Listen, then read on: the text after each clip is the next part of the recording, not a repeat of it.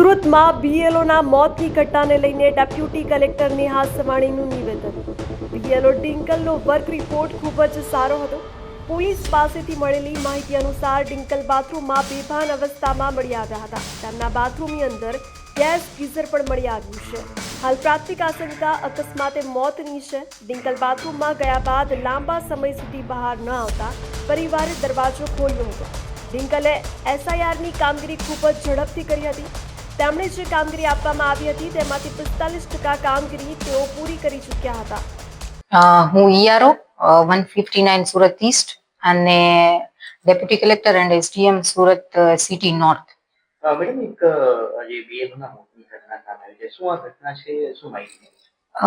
BLO હતા અમારા ભાગ નંબર 9 શાહપુર 2 અમારું બૂથ છે. દિનકલ મહેશભાઈ સિંગોડાવાલા એ હાલ ટેકનિકલ આસિસ્ટન્ટ તરીકે પૂર્વ ઝોન વરાછામાં ફરજ બજાવે છે અને એમનું સરનામું માછીવાડ શાહપુર હતું, એટલે એમને એ બૂથ બીએલઓ તરીકે ફાળવવામાં આવેલ હતું. ઉંમર એમની આશરે 26 વર્ષ જેટલી છે અને પરફોર્મન્સ ખૂબ જ સારું, લગભગ 45% જેટલું કામ તો એમણે કરી નાખ્યું હતું એમનું.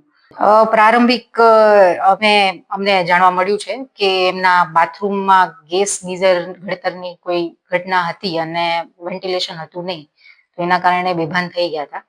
પછી થોડો ટાઈમ રહીને બાથરૂમમાંથી નીકાળીને એમને હોસ્પિટલાઇઝ જ્યારે કર્યા ત્યારે ત્યાં મૃત જાહેર કર્યા અને ખૂબ જ દુઃખદ ઘટના છે. સારા પરફોર્મર તરીકે એમણે કામ કર્યું છે અત્યાર સુધી અમારી સાથે.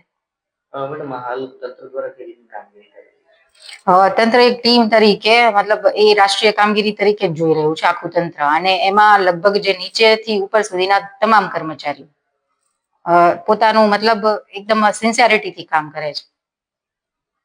મને બાકી જ્યાં પણ કોઈને કોઈ તકલીફ આવે છે તો એકબીજા સાથે સંકલન કરે છે.